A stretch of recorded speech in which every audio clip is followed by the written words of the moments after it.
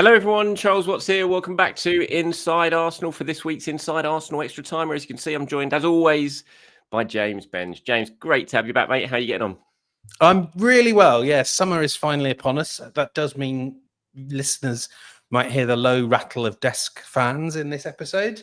But yeah, it's great. The holy trinity of Wimbledon, Glastonbury, and the PSR deadline. What more could a man want in early July, late June? Exactly. And Arsenal have made a sign-in. Hurrah! Is it the striker? Is it the left winger? It's not the striker. It is not the striker. It is not. It is a player from Chelsea, which, of course, is another on the summer checklist when it comes to Arsenal, of course, getting that one done. But in this case, this is a very smart piece of business. Of course, we are talking about Kepa. That deal has been announced just before we started this show. The official announcement finally came from Arsenal that Kepa is now an Arsenal player. If you're watching on YouTube, there you go. You can see the picture of him signing his Arsenal contract at London Colney, number 13 for Kepa, 3-year deal. I mean, we've spoken about this already on this show as this sort of transfer rumbled on, but now he's here. Now you're looking at him there in his Arsenal shirt. Any sort of change of opinion on this transfer at all? No, I think we're both of the view that this is a really solid, smart pickup for not a lot of money. You still have a player that at 30, this 3-year contract might not be all that Arsenal get out of him. It might be, it might be someone that you could sell on at 30 as well. It's a very different age, isn't it, to outfield players. And effectively, for £5 million, Arsenal have signed a Premier League number 1 to be their Premier League number 2, or at least at the start of this scenario. So I think this is great. I think if you sort of set aside those 2 years where he, as anyone would, was struggling with the pressure of that price tag as the most expensive goalkeeper in the world, I think he's been a really fine goalkeeper. And I'd have few worries if he came in, because David Raya was out injured for a game or two. Yeah, no, I agree. I think it's a really, really good piece of business. I mean, you're basically signing a number 1 Premier League goalkeeper for £5 million. I mean, again, you sort of take the Chelsea thing out the equation. If you just go to Bournemouth, you've had a really good season, and you sign their number 1 keeper for £5 million, everyone's sort of laughing at how good a piece of business that is. So it's just the Chelsea thing, I think, that some people have a bit of an issue with, but I mean, this is just a really clever piece of business for Arsenal. Just a few quotes if you guys haven't heard or seen them yet. In the first sort of interview he gave, he said he spoke with Kai Havertz, said he was with Martin and we were talking, we had a good chat together. They already started explaining a little bit of how everything works and how good the atmosphere is in the changing room. I can't wait to join. On his relationship with David Raya, of course, national team teammates at Spain, and the competition he's going to have. He said he's a great goalkeeper. We have a very good relationship. We will compete, of course. We will train together. We will share a lot of time together.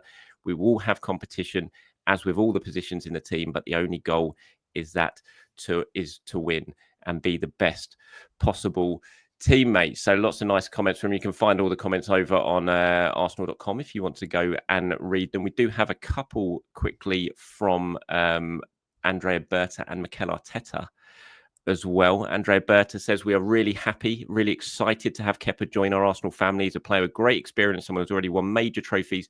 We cannot wait for him to join the group and help the club win.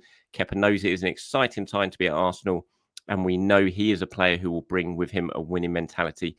We welcome him and his family to the club. And finally, let's bring out Mikel Arteta's quotes. He said, we're really happy to have Kepa join. He's a player we know, having come up against him many times in recent seasons. Brings a wealth of experience, which his teammates will benefit from. He has a real hunger to win. He works hard and will elevate our levels. I know he will fit in perfectly. Already knowing some of the teammates, we are really excited about the future with us. Elevate our levels. I mean, I suppose he does do that, doesn't he? Because when you look at what you want to do in the summer, is strengthen your squad, isn't it? And last season we had Neto as the number 2.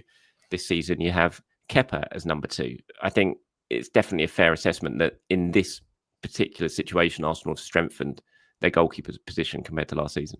And I thought it was really notable that was kind of how Arsenal announced it as well, wasn't it? Was it raising our levels, strengthening our squad, or something like that was the initial tweet. I don't have it in front of me. And as Charles will tell you, my internet is sufficiently glitchy.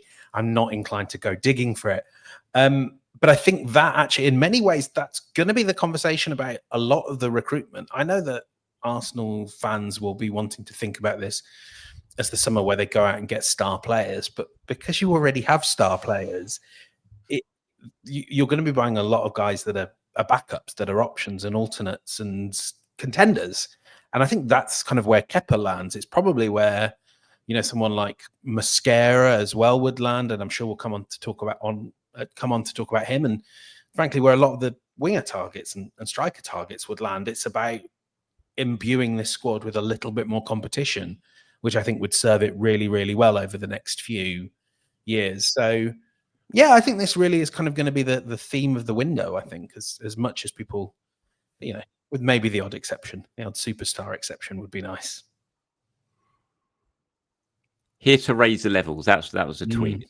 Yeah, you're right. They did do that in a tweet, which does feel pretty telling. I think the way they've put that. Yeah, no, I think it's a really smart piece of business. Hopefully, it's the first one, certainly of at least this week. Hopefully, he's the first of 2 announcements this week. I'd imagine Zubimendi is not going to be far behind. I had a nightmare this morning on my show. Saw this. Yeah.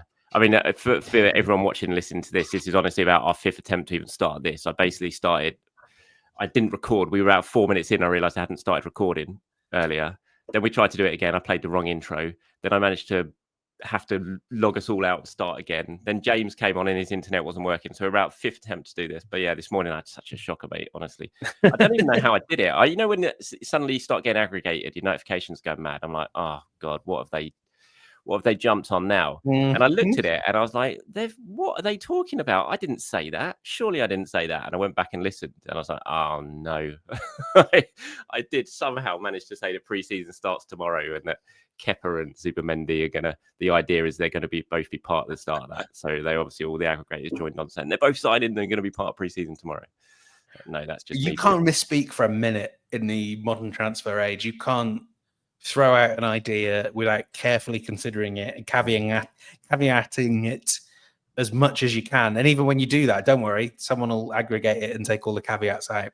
Yeah, I think that's the first time, though, to be fair, that I've done that, where I've just completely said the wrong thing and not noticed, not corrected myself straight away, and just put the video out, not having a single clue that I'd said something not massively significant but wrong that people would sort of look at as news and put out. So yeah, I think it's the first time I've done that. So lesson learned. But anyway, yes. So as you said, the start of summer. What did you think of Glastonbury? Actually, by the way, I saw you. I heard you mention that at the start. I sincerely hope you're watching Prodigy close on Sunday and not. No. How did I know that was going to be your answer? They were unbelievable, Prodigy. They were unbelievable. What a set! I can't stand the Prodigy. Oh. James, we've got to have serious words, man. I know. When's Oasis, by the way? It is the end. It was one of the later ones. It was one of the extra gigs they put. So it's like September or something like that. So hopefully they're still together at that point. Yeah. But yeah, how can you not like Prodigy? They are one of the most amazing. They're up there. Show my age, but Prodigy, Underworld, Chemical Brothers, Orbital. You just, no matter how old they get, their live performances are just unbelievable. The energy in the crowd, it was just great. So no, I wasn't watching Olivia Rodrigo, I have to say. She was fantastic. I did see bits and pieces of it. My daughter likes Olivia Rodrigo, so she wanted to watch a bit of it afterwards. Yeah, I mean, I was really sort of mulling going to see Olivia Rodrigo in Hyde Park because this is one of the first years in a while where I've not been able to go to Glastonbury. And then someone sort of rightly said, James, with your beard and your, demeanor, you probably don't want to be sort of hanging around out by Hyde Park. People might get the wrong impression. So steer clear of that. I love Olivia Rodrigo. So much humor in her songs. I thought she was great. Really enjoyed Self-Esteem as well. And then Pulp was devastating for me. I love them so much. Saw them at Finsbury Park 2 years ago and was desperate to see them on this tour. But yeah, I thought they were wonderful. Hopefully that gives us sort of our viewers an insight into the slightly different musical taste of you and I. Oh, I love Pulp. I watched Pulp. They were great. Shed 7, loved that set. It was brilliant. Listen to them. Louis Dunford was there again, 2nd year in a row. I saw that. So yeah, no. Glastonbury, like you said, Wimbledon kicking off in the heat. Hottest ever start to Wimbledon ever. So yeah, the summer is officially here. So we've got a transfer through the door. We've got the summer underway. Probably going to have at least another announcement at some point this week, I would say. Certainly. When did we speak last time? Tuesday? Yeah, it's full week. Tuesday. So it's been a week. quite a bit has actually happened in that week, hasn't it? We have. It feels like Arsenal have begun to press the button now. Well, they certainly have begun to press the button now, and we're seeing more deals being lined up, and things are beginning to happen. What do you think? Do you think that's just they've been taking their time? They've been getting all their sort of positioning themselves, getting themselves in order before really pressing the button on these things. Why do you think we've suddenly seen, after quite a quiet period, everyone, it seems like anyway, they've kicked themselves into business? Yeah, it's a really interesting one to get a read on, because I would say Arsenal aren't the only club that have sort of burst into life in the last few days. I think there was a real flurry of activity around the Club World Cup and that deadline, and that obviously did include clubs like Liverpool that weren't there. But I think kind of after that window closed, the sense I got was that the market as a whole had just sort of taken a step back, reassessed where clubs were standing, and then you sort of have seen it push forward now, I think, especially with an eye on pre-season. You know, Arsenal aren't going to get everyone they want through the door in time for when pre-season starts next week. Let's get that right. Next week, not tomorrow. But they are, they are going to have, we're expecting at least 2. Who knows about Norgard as well? I think he'll be in for pre-season. I would think so. The plan's definitely for him to be in for pre-season. Yeah, exactly. That, that is that is the same across every club as well. It's not long now until the first pre-season friendlies. They're in about 10 days' time. So that really sort of prompts that flurry we're seeing right now. And then there will be more. There'll be sort of another one as we get closer to the start of the season. I think especially with the positions Arsenal really need to strengthen for the starting 11. And then I think we all think that maybe the sort of other attacking signings, they might be ones that slip further into late August, because you never know what the market might present. Where should we start? Should we start with Eze? You must be over the moon. I'm absolutely delighted, honestly, mate. I couldn't keep my smile off my face. I think it's absolutely fantastic. I mean, obviously, we're a long way away from actual really believing that it's going to happen. We know there's interest there. We know there has been talks over the weekend between Arsenal and its representatives. But, and this is my sort of cautionary note on it, is that we know that Arsenal have been speaking to plenty of people just to sort of learn the terms of a potential deal, all that sort of stuff. So just because they've been doing this with Kepa's people doesn't mean necessarily they're definitely going to make an offer for him. But it is exciting news. It's certainly exciting news for me. He's a player I absolutely want. I've made no secret of that. And I think he could add so much to this squad. What are your thoughts on it? Is this one that excites you like it as much as it excites me? Oh, I mean, it really does, not least because I was sort of struck by, I mean, did my own reporting yesterday, but then as ever, we're forever in David Ornstein's shadow. And I was really struck by his reporting this morning that this could be a move in addition to a winger and a striker. My fear had been, my fear had been, and I wrote about this. My fear was that the best player in a sort of inside left position for a mid-table Premier League team, how does that translate to maybe an off-ball role a la Martinelli? And I just don't know. And wouldn't really believe many people who tell me that they do know. Recruitment people maybe, but not Joe Blogs on the street. It's really hard to know. If you're telling me though that Eze comes in as a left 8 option for games, a right 8 rival, effectively I would assume the replacement for Fabio Vieira, that I see that working really nicely, pretty easily. It's a nice solid fit, and it has the potential to change games. It has the potential to give Arsenal the weapons to win a game 4-0 that they might otherwise win sort of 2-0 and nervously. He could be a big impact guy off the bench as well.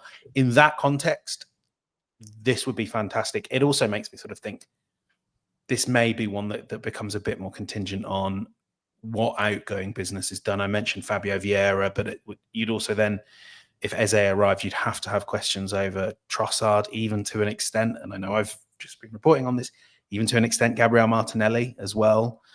But if you can get all that business lined up, especially, replacing, say, Vieira and maybe Trossard as well, what an addition Eze would be. I was having this discussion on the Inside Arsenal Discord earlier that I kind of think if you bring Eze in, does the winger target, and obviously you bring Eze in, but you still plan on bringing a winger, does that winger target switch more to a right winger rather than a left winger? If Martinelli and Trossard stay and Eze comes in, could you bring in another left winger? Is there really really room for that unless you're sort of considering Martinelli more of switching over to the right, if that's a plan or not, which I doubt it would be.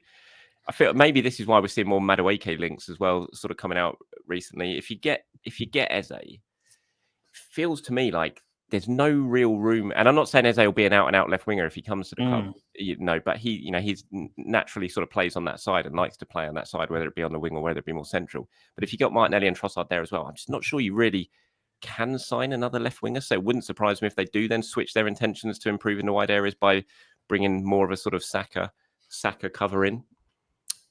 That then would lead to some particular questions about Ethan Nwaneri, wouldn't it? Yeah. I mean, unless and I think the plan for Ethan anyway is more of a central. Right, he did right wing, he filled in there, but that's not his position, is it? I think the long-term plan is definitely a central area for Ethan.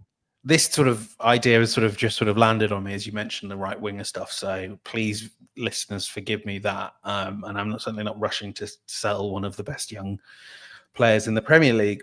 But that would be the question you'd have, would be like, if Trossard's there, if Martinelli's there, you have Eze, you sign another winger, and you have Saka. Does Nwaneri just get blocked out? Yeah, I mean, you can obviously, again, like there are ways you can adjust to that. I wouldn't be against Ethan Nwaneri at some stage going on loan and sort of testing himself as a first team starter, but I don't know necessarily this season. But I mean, these are all I think the joy of this is these are all really good conversations to have because you're from a position of strength. You've got options. It's not like, 9 months ago or 8 months ago when we were going can Ethan Nwaneri play for the next 3 months, 90 minutes every 3 days, because that's what Arsenal need. These sort of additions would give Arsenal such depth, and the same, it's the same out in left wing, isn't it? However this all works out, and I do wonder if is it going to be a question as well of if Rodrigo becomes available and Real Madrid say 90 million for Rodrigo, do you have to say, okay, let's do Rodrigo, or let's do Eze and a cheaper winger, a Madueke? Again, great options to have, great fodder for us to debate. Well, I'll stop you there because Jaswant's just got in touch, and this is one of the questions. He says, my question for both of you would be to select one option here. Option A, Eze, Madueke and Gyökeres, or option B, only Rodrigo and Sesko. Jaswant says, I would pick option A as our squad depth will look frightening. Oh, I think I would go for A. There's not a wrong answer, I think we should say here. There really isn't a wrong answer. It's a real struggle. I don't know. I think I'd go for A. I think just because of the squad depth thing, having 3 players rather than 2. And although I'm not the biggest Madueke fan, I think that would, as long as we're not selling anyone, then I think that's just real strength in depth across the forward line positions if he came in and you still got Gyökeres up front. So I think I would go for A. I think Madueke could go for wherever he ends up. I think he could go boom very quickly. Do you? The guy gets shots. What is the sort of great trait of inside forwards and wingers that you really want to be seeing for a player at Madueke's age? Do they get in shooting positions and take good shots? He does. He does that a lot. And he also does that in he's probably whoever the rest of the attack is, he's probably the third option for Chelsea, isn't he? It'll be Palmer and the centre forward, and then Madueke has to sort himself out from there on out. So I really like Madueke, and I will happily take all the pelters that come my way if Arsenal were to, long way off, if they were to sign him and I'm the one writing, this is a brilliant piece of business, I'll happily see all the P-Arsenal tweets that come my way. I think I would still do B because I think Rodrigo's that good. But, this is really like, we've got one of these boxes contains $1 million and one of these boxes contains $950,000. Which one do you want? Like, if they're my options, I am not complaining. No, they're quite nice options to have. So thank you very much for that question, Jasper. If you were talking about Gabby Martinelli briefly there, you'd sort of written a piece on him this morning and his future, and there's been lots of talk about interest from Saudi and him. So just what was it you wrote in your piece earlier? Yeah, I mean, important to say that Al Nassr are among the Saudi clubs that have him on their list. That's my understanding, but he's not top of the list. But more important as well is, having asked around it, I think it's pretty clear to me that that isn't a move that would appeal to Gabriel Martinelli, nor are Arsenal really under pressure to sell Martinelli. Certainly, kind of when I've put the question out there, would he have to go to make room for a new winger? I was told no, not really. That you would be looking at using those three, the new winger Martinelli and Saka, and rotating, developing competition, seeing how that plays out in the best way possible. The only way that we should say this, and we really always should hammer this home, because it's important to note for a club like Arsenal, every player has their price. Even Bukayo Saka, that price might be a new Emirates Stadium, but he has a price. And Martinelli has a price where a deal could be done, but there's no sort of pressure to sell him. And I think if Martinelli went, it would probably be more of a two-winger situation. So yeah, it's one where the indications are that they're not really looking to move him on. And then sort of digging into the data, I think you sort of see this is a really good benchmark to set for your future recruitment. Is we've got Martinelli, we've got Saka.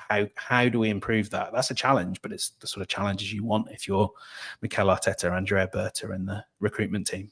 Yeah, I think it's taken mad offer for Arsenal to consider selling Gabby. And like you said, I wouldn't have thought Saudi would appeal to him at this stage of his career anyway, whereas he's trying to force his way into the Brazil picture under Carlo Ancelotti as well. I mean, I don't know. I think you're talking 70, 80 million before Arsenal would even consider that. To be honest, it just wouldn't make sense. I've said it the whole way through the summer. It's not about replacing like for like this summer. It's about improving that squad, as you said, raising the levels and all that sort of stuff. So if you're selling Martinelli and then bringing in another winger, it's like, well, maybe you could argue that you've raised the starting 11's quality there, but have you raised the squad? No, it's pretty much exactly the same. So it wouldn't make any sense to me on that one. So I think it's definitely a case of keeping Martinelli and adding to what you've already got. And when you look at those numbers, if a new winger does come in, and say you get Eze in, you're definitely going to get a striker. That's got to happen.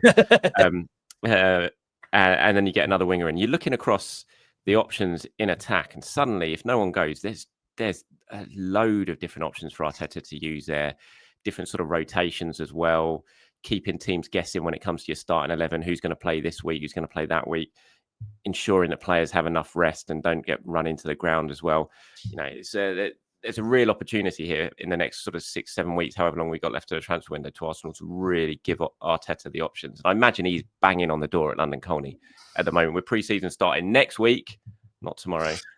I imagine he's absolutely banging on the door saying, look, what's happening? We are on, the clock is ticking here. I want these players, certainly a couple of them, I want them on board before we fly out to Singapore, certainly, but maybe even before we fly out to La Manga. We haven't even spoken about Mosquera, the defender, who Arsenal have had a bid rejected for and will go in with a second offer, but Valencia are, not giving up, sort of waving the white flag in terms of keeping him. They've offered a new contract. You reported that. Some reports come out from Spain on that as well, that Valencia contract offer has gone in. But very similar, I think, to what we've been talking about there with the options that Arteta and Arsenal could have if these signings come in. When you look at, if Mosquera gets added and everyone stays fit, obviously that's a serious defensive options that Arsenal have going forward next season. Really, really good across all areas of that back four. Yeah, two players in every position. Do you know much about him, Mosquera? No. Speaking to people that I've spoken to some people that do, and they would tell you raw. Yep. But raw with all the right materials. Yeah. That's great. That's perfect.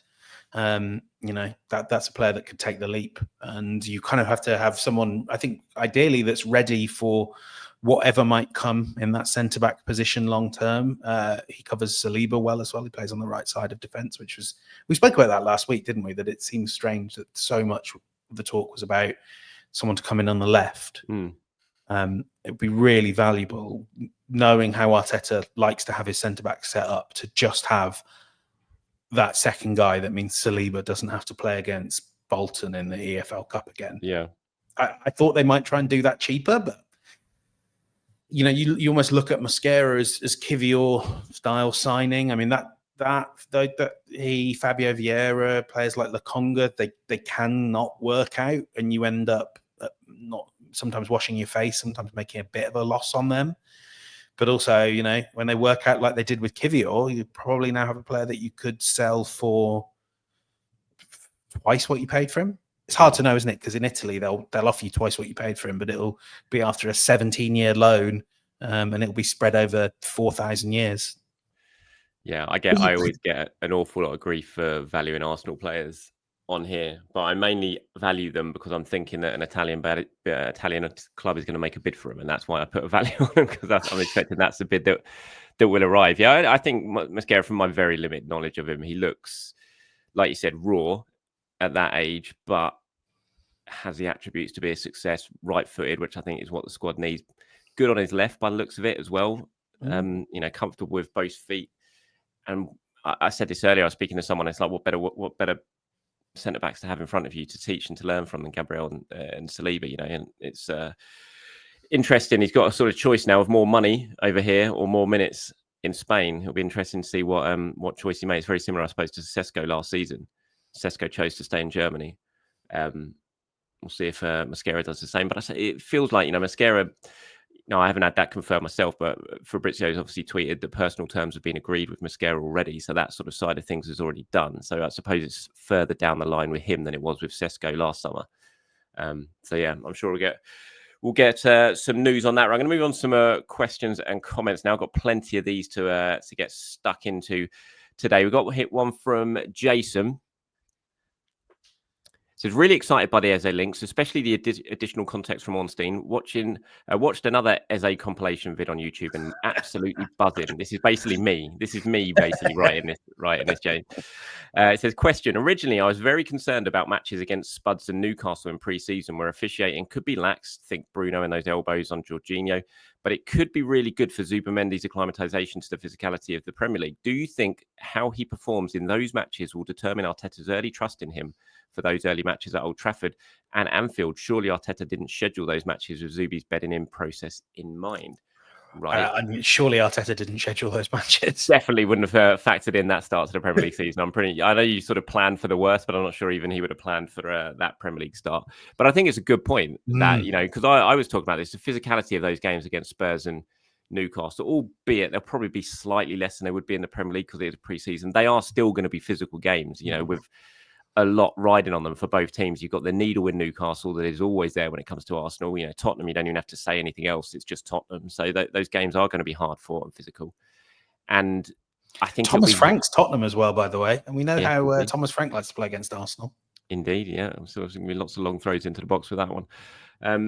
And yeah, so how Zubimendi, I'm sure Arteta will have a very keen eye on how Zubimendi does in those games with the start to the Premier League season in mind. I mean, we haven't even spoken about Norgard yet, actually. Yeah. I suppose while we're talking about Zubimendi, and we should probably talk about Norgard, because if there is any doubt over Zubimendi, if he does see in these games against Spurs and Newcastle that maybe he needs a little bit of time to bed in, Norgard, that's why he's been brought into the team with Partey going, isn't it? Is to be that sort of Premier League proven guy who can hit the ground running. So maybe, Norgard will come into the equation for those games as well.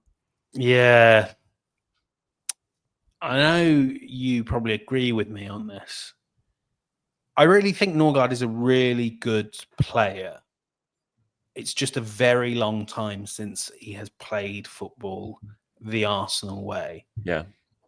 I wouldn't want anyone to interpret this as shade against Brentford, but because of the club they are and the finances they have and the way they had to play when they came up to the Premier League involved an awful lot of bypassing of midfield. Yeah, I know Brentford fans really rave about Norgard, and a few of them as well were saying, when I put this out on social media, they were like, "Look, you should go and see what he was like in the Championship. Very different player, but very different league. Very different league." So that for me is why I think Jason struck on a really good point here. Is I just think Zubimendi has to be ready to go, because what Norgard could well be, and the stats would say, is an excellent destroyer and might be really valuable in the final 20 minutes of these tough games. But I don't think you would look at Norgard as a starter in the early Premier League games. I don't think. Mm-hmm. So Zubimendi has to be ready to go. So in that sense, for him in particular, what better way to prepare for life in the Premier League than Spurs and Newcastle? I don't think we can do a Robert Pires with him and have him just watch in horror from the substitutes bench. He's going to need to get right into the action. So he's good to go on the opening weekend. Yeah, I think you'd have to have an absolute shocker in pre-season to not be involved in those big games at the start of the season. I agree. I kind of agree on Norgard. I've had a bit of grief from people about my views on Norgard. It's like I think he's a very good player. I think he's perfectly adequate Premier League player. I'm just not sure that he significantly strengthens Arsenal's squad. And I keep going back to this every summer. The aim is to improve your squad. And with Jorginho going, you need to improve your squad. I'm not convinced that Norgard does that. But I really hope I'm proved wrong, because when Jorginho signed, I wasn't convinced by that, and I ended up thinking he was fantastic. So I very much hope I'm proved wrong, and I can see why Arsenal were doing it. He's, as I said, he's perfectly fine player. I'm just not sure. And saves money to go elsewhere. Yeah, and I made that point as well. If that does the sort of savings from obviously the party wages, which I think, by the way, Arsenal were absolutely in the made the right call when it comes to Thomas Partey and his contract. But the money they're going to save from that, from saving on Partey, from the wages they're going to be giving Norgard, which aren't much, if that can go on, bringing in an Eze winger and a striker and freeing up room in the wage bill to be able to account for that, then fine. It's perfectly fine by me. So we'll see how that goes. Thank you very much, Jason. One from Benjamin here says, one for you and Benge. Can you discuss after today's thoughts? And these thoughts, by the way, James, I was talking about being Premier League proven. Someone had asked a question about why we put so much importance on being Premier League proven. So I had a debate on that. So this is what in response to. And Benjamin says, who are your top 5 players who signed to a club from outside the Premier League, and then the top 5 who went to another Premier League club and flopped? So I presume from when he's talking about the top 5 players, how I viewed this, he means, players who have come in from the Premier League, outside the Premier League, and been an absolute hit. So top 5 for those, and then players who have flopped going from Premier League club to Premier League club. So Premier League proven players, basically, who haven't worked out. So I feel like our top 5 will be very sort of reflective of when we started watching football. It's going to be my theory here. Yeah, or maybe because I was looking at this earlier and I was thinking who can I put, and I was thinking people like Cantona, but then I was like, no, because Cantona went from Leeds to Man United, so he didn't. Yeah, I'm not counting him in this because he came in from outside the Premier League, but he was a massive success at United rather than Leeds. So if he'd have done that at Leeds, I'd have factored him into this. But I think I've done it with not moved, so come from abroad and then been a success at that first club that you signed for. So again, people like Salah or De Bruyne I haven't included because they came to clubs but didn't work out, went away and then came back and then they were a success. So it's been I'm just factoring it as one transfer and then being an immediate success. So immediate names that spring to mind. Thierry Henry, number 1. Yeah, it's an absolute mile for me. But then I've got Ronaldo, sporting to United. Obviously, I know he had his sort of major spell at Real Madrid, but he was still brilliant at United. I've then gone Eden Hazard from Lille to Chelsea. Thought he was exceptional. Sergio Aguero. And I've got not bad. And I've got Patrick Vieira. They were my top 5. Yeah, I'm going to not go too Arsenal focused, but I would have Henry 1. Because I could really easily do a top 3 of just Arsenal players, I had Pires in there and I crossed Pires out. Do a top 4 of Arsenal players. I felt very bad crossing Pires out, but I did cross Pires out. I think to an extent, I mean, I'm just going to do the ones I like. Henry 1, Bergkamp 2, Vieira 3, but there are other good ones. I think Gianfranco Zola as well. Of course. Brilliant. And just like there was that era, and this is sort of as I was sort of growing up and starting to watch football, and there was this flood of magnificently talented players, mostly coming from Serie A, where they could barely get off the bench, and then they were the best players in the Premier League. And then I probably ran that list off with Erling Haaland because it was just immediate. Immediately he clicked. Even in a way, you've got to have Aguero over Haaland, surely Aguero. Can I sort of share it? Yeah, okay. Aguero 5th, and maybe Haaland would be 6th, but you've got some good names there. I think there's probably some guys at Chelsea as well. Someone like Sen, Robben, Van Nistelrooy. I never really rated Van Nistelrooy, actually. Kante. Okay, yeah, no. Kante, I'm going to put 3rd. Okay. I think he was that good, wasn't he? Right. So my flops. So Premier League to Premier League flops. We've got Alexis Sanchez. I mean, you can't have a bigger drop off than what happened from Arsenal to Man United, really, for him. Fernando Torres. Yeah, Chelsea. he was my one. Absolutely has to be. Andy Carroll. Newcastle. Is it just going to be from that summer? Newcastle to Liverpool. So basically that summer, yeah. Danny Drinkwater, Leicester to Chelsea. I mean, how a player can disappear that massively from winning the league to then just basically disappear off the face of the earth. And then I put Willian in. I know he's a free transfer, but that was so monumentally bad that I think I'm so scarred from that I had to put Willian in there from Chelsea to Arsenal. One more to chuck in. I think you've got most of the best names now, but I'll say it. Jack Grealish. Oh, he's a treble winner. Well, he's a treble winner, sort of, but City would have won the treble with or without him. He played a big part. I was having this debate with Stan Dean and Simon Collins. He played a big part. It's really hard to judge him hit or miss because someone was doing. I think it was Telegraph were doing £100 million players hit or misses, and I think they put Grealish down as a miss. And it's like for the price tag and what he's delivered, yes, but he was so influential in that second half of that season when they came back, unfortunately, and beat us and won the treble. That is the real challenge of sort of assessing Grealish. Is he's twice the price of almost all of his teammates, and he was probably like the sort of at his best. He was, like you say, he was useful for a run. But I also think we all, when we sort of consider Jack Grealish, can't help but sort of compare that one, the very disciplined Pep Guardiola player, to like the guy that made us all feel a bit giddy, and it was like a flashback to the sort of people I was just describing, you know, the Bergkamps and the Zolas that got you off your seats. And I do think all in all, it's been faintly disappointing. And as good as Grealish was, I think for what City have used him for, I think they could have got that player for 1/3 of the price.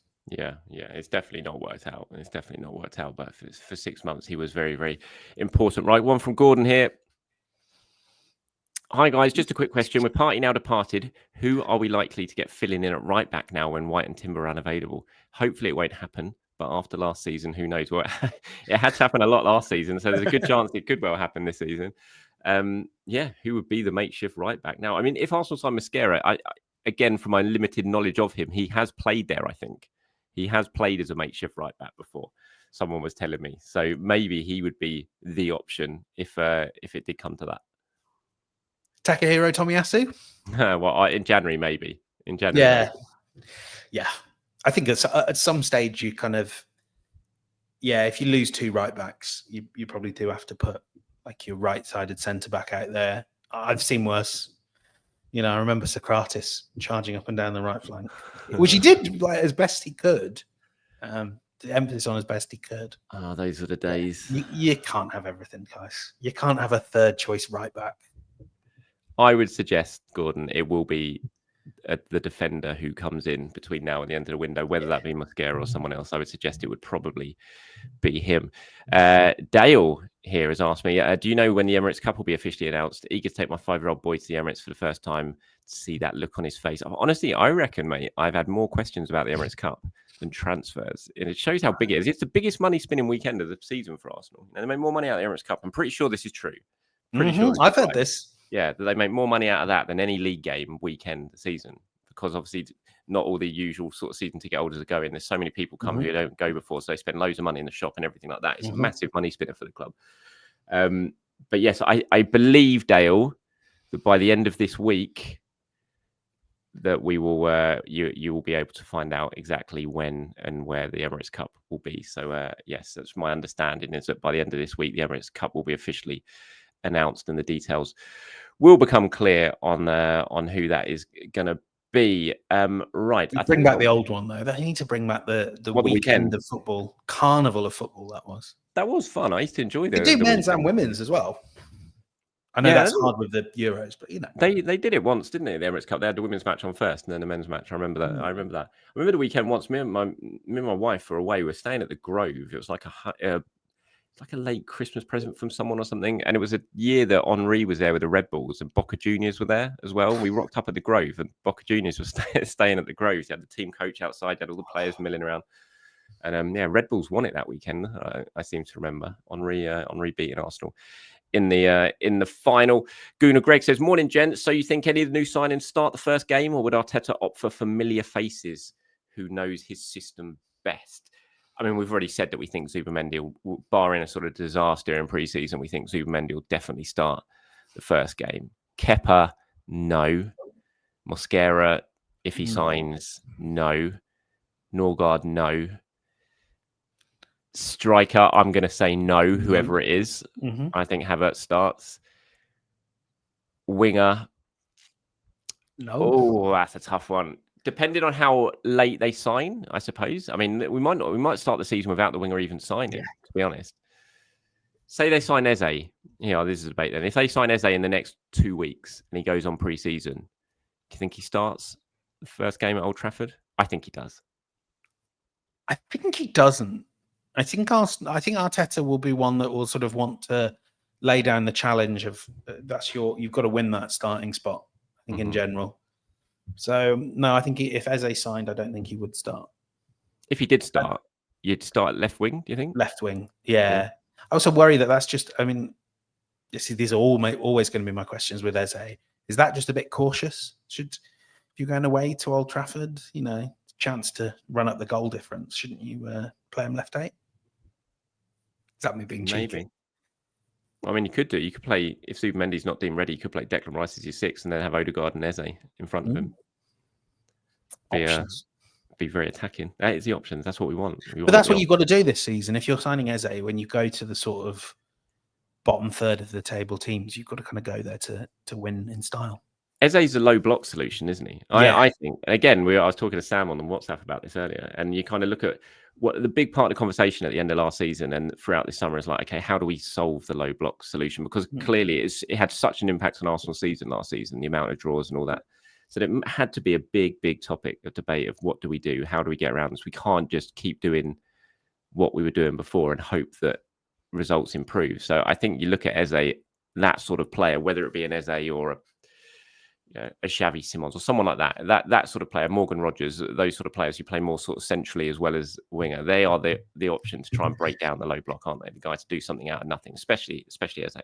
One other thing, I was looking at the data on this yesterday, and I thought Simon also wrote really nicely about this today. I've never thought of Eze as a big possession winner, duel winner. It's just not how I kind of perceived him. But the data will tell you, and I suspect if you go back and watch it with that eye, he's really strong out of possession. There's a good piece Simon wrote on this. I'm just looking at it. Just trying to get Simon rightly calls him a dual monster, and that's what Arteta likes. So from that side, I don't know how much of that is sometimes a function of he's got lots of good, strong players around him, and Palace are really strong out of possession in terms of getting it back high up the pitch. But then a lot of that would be true of Arsenal too. Yeah. So something to spotlight. And in the Premier League last season, he won 157 ground duels. That's more than anyone else in the Arsenal squad. No player in the Arsenal squad won more duels than he did on the ground. And he won. Well, Crystal Palace probably didn't have like 67% possession or whatever Arsenal did. No, that's true. But then turnovers, he won possession 146 times in the Premier League, beaten only by Saliba and Rice. I mean, they are just not stats that I would associate with Eze. I was really, really surprised when I saw that. I think he loses possession as well more than most Arsenal players, but also maybe something Arsenal need.